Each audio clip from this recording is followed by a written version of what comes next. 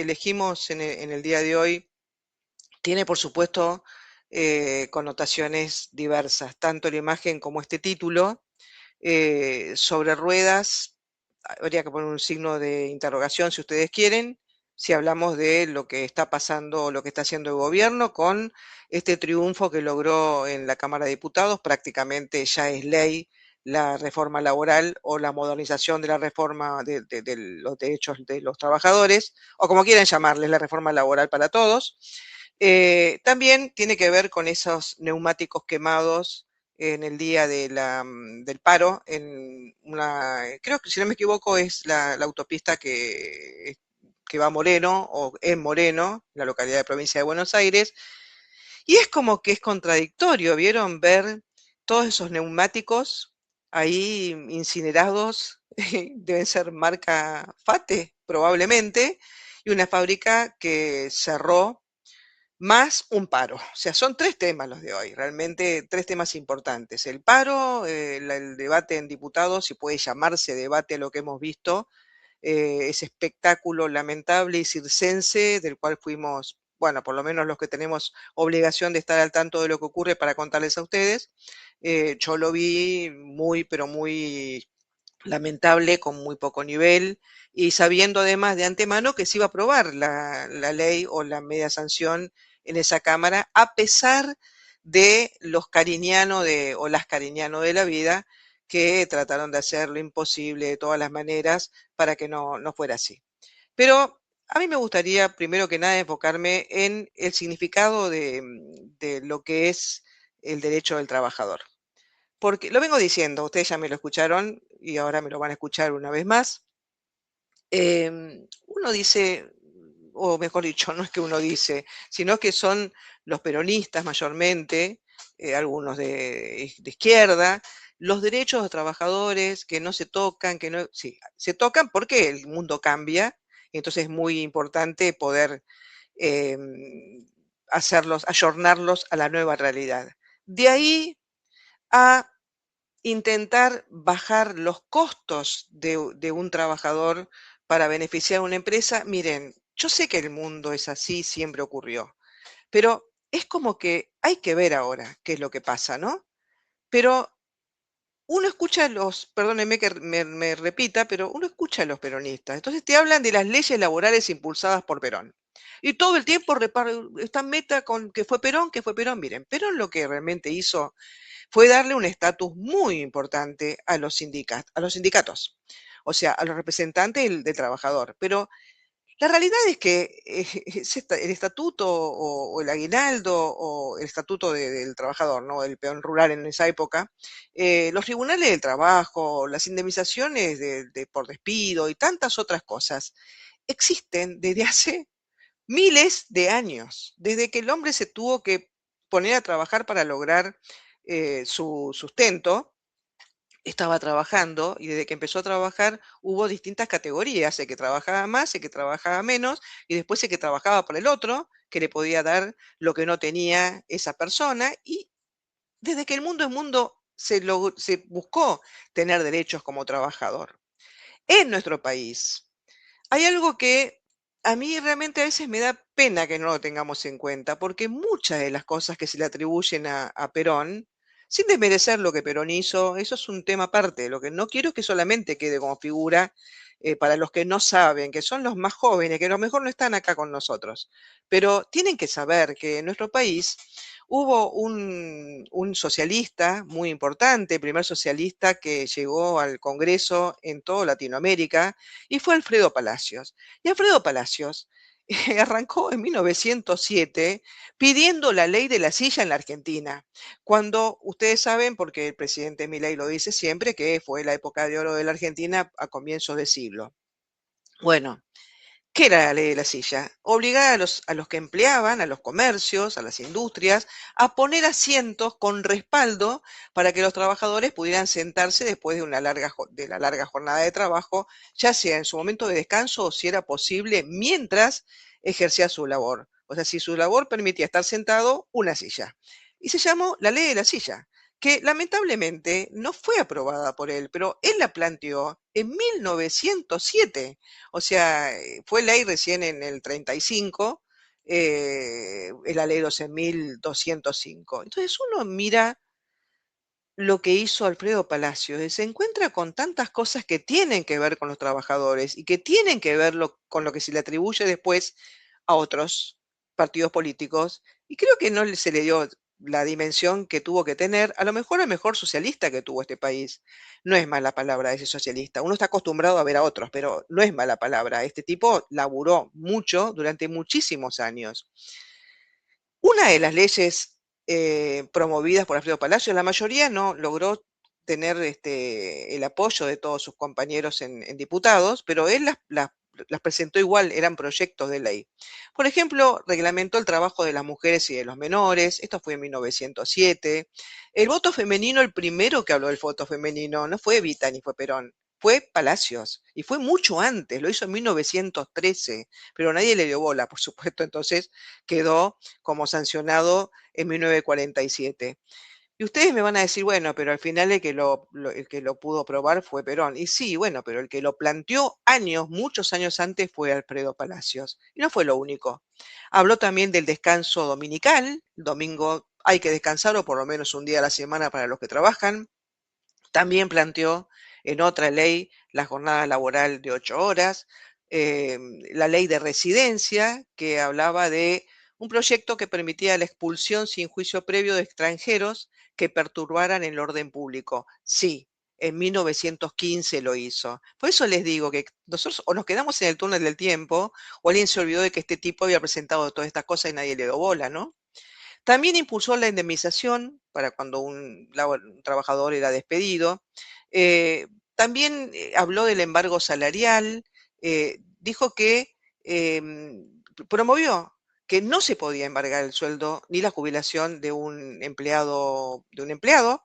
eh, Impulsó el salario vital mínimo para todos los trabajadores. eh, También habló del derecho a licencias antes y después del parto, habló de la necesidad de que tuvieran vacaciones, habló de muchas cosas realmente. Y por eso digo, no es un tema de ahora, hay que modernizar, hay tecnologías, hay trabajos nuevos, pero también hay gente que pone palos en las ruedas. Un pequeño dato más, porque ustedes saben que a mí me gusta, por lo menos hacer un aporte que nadie va a hacer, pero bueno, como a mí me gusta la docencia, lo hago acá. Quiero decirles que, como dije al principio, el tema del trabajo siempre fue un problema. Tuvimos un paro esta semana. Bueno, yo les cuento, el primer paro que se conoce en la historia lo hicieron los que estaban construyendo la tumba de Ramsés III en Egipto. Sí, está bien, a lo mejor los mataron a todos, pero los tipos se plantaron y dijeron, no trabajamos más porque estamos cansados, queremos trabajar menos. Y no sé cómo habrá resultado porque no hay, se imaginan, muchos antecedentes como para saber, pero está en los libros de historia, es conocido, quedó en el tiempo porque alguien lo debe haber contado, porque pasó, pero hubo un paro. No fueron tantos paros como le hicieron a Alfonsino, a Milei o a Macri o a quien sea, pero eran paros de trabajadores. Los romanos también tuvieron una conciencia muy importante del contrato entre el trabajador y su empleador. Y decía aunque la relación, por supuesto, siempre es desigual, y así se entendía en la época del Imperio Romano, o sea, el que mandaba tenía más poder que el que trabajaba. Y hoy sigue siendo igual, no es muy distinto por más sindicato que ustedes tengan o por más gordo de la CGT que diga que tiene que haber un paro. Pero los romanos por lo menos obligaban al empleador a darles comida o protección o techo a los que trabajaban para él. ¿Por qué digo todo esto? Porque es vieja la historia. La revolución industrial va a ser la primera que va a decir, guarda que acá tenemos que hacer algo porque hay muchas fábricas. Claro, fue en Inglaterra y fue una revolución realmente en el mundo con la industria. Y ahí van a ser tanto el cartismo como el ludismo, y van a aparecer Marx y Engels con el manifiesto comunista, y ahí vamos a empezar a hablar en serio de cosas más fuertes, ¿no? De temas más fuertes para lo que significa el derecho del trabajo. quiero darle un segundito a Alemania, porque Alemania tuvo algo muy importante que fue establecer la seguridad social, de lo que tanto acá hablamos. Nosotros creemos que inventamos todo, ¿vieron? Pero no inventamos nada. En Inglaterra va a llegar lo que es el seguro del accidente de trabajo. ¿Saben en qué año fue? En 1884. Y el seguro contra la invalidez y la vejez, 1889. Un seguro. No les iban a descontar por si iban a jugar al fútbol y se doblaban el tobillo, ¿eh? Esto fue en 1884 y 1889 y pasó en Alemania. Si yo tengo que seguir hablando, tengo que terminar con la Declaración de los Derechos Humanos, donde Argentina, por supuesto, fue parte y aprobó.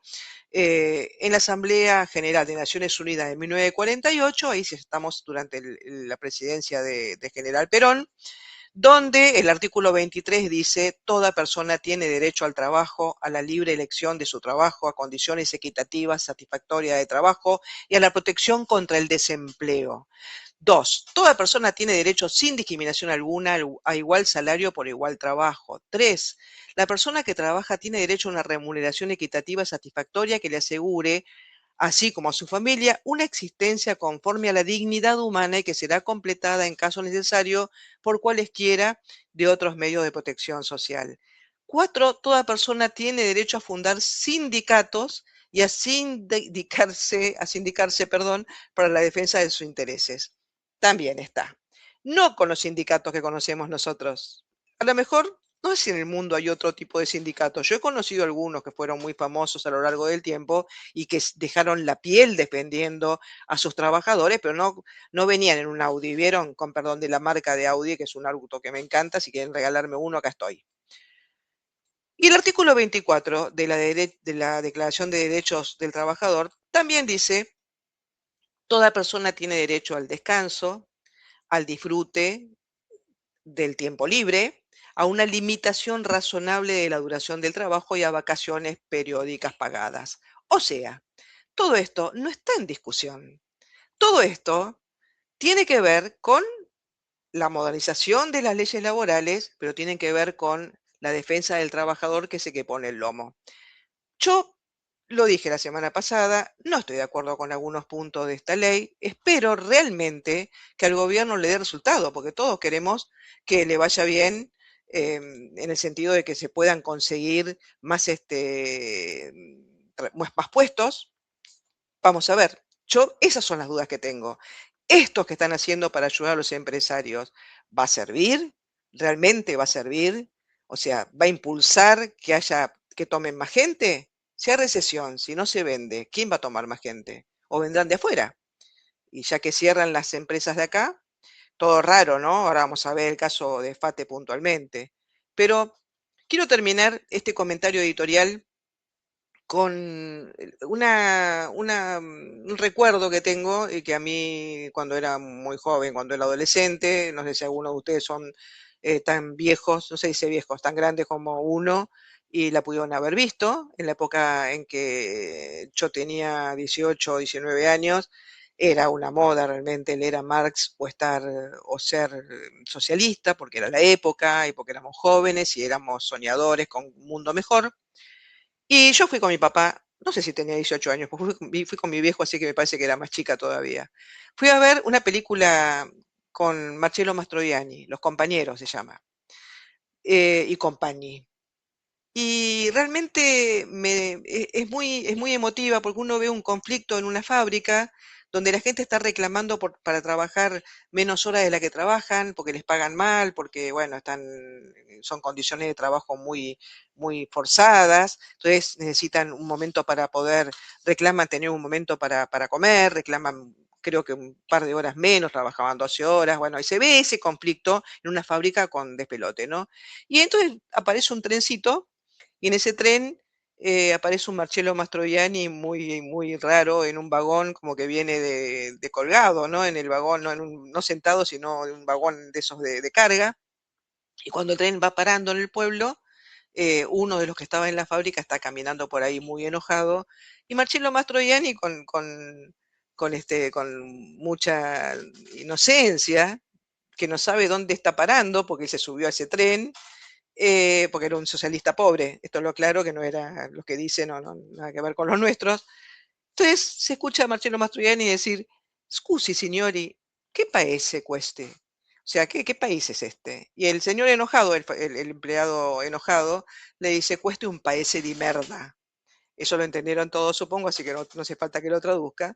Pero bueno, es como que acá está pasando un poquitito eso, ¿no? Nosotros somos un país especial, no sé si somos un país de merda, pero somos un país muy raro y por eso cuando uno dice es Argentina no lo entenderías y no, no lo entenderías porque todo esto que hemos vivido esta semana tiene que ver un poco con que o vamos sobre ruedas o nos quedamos sin ruedas o no sé si nos están faltando algunas ruedas de mejor calidad. Bueno, muy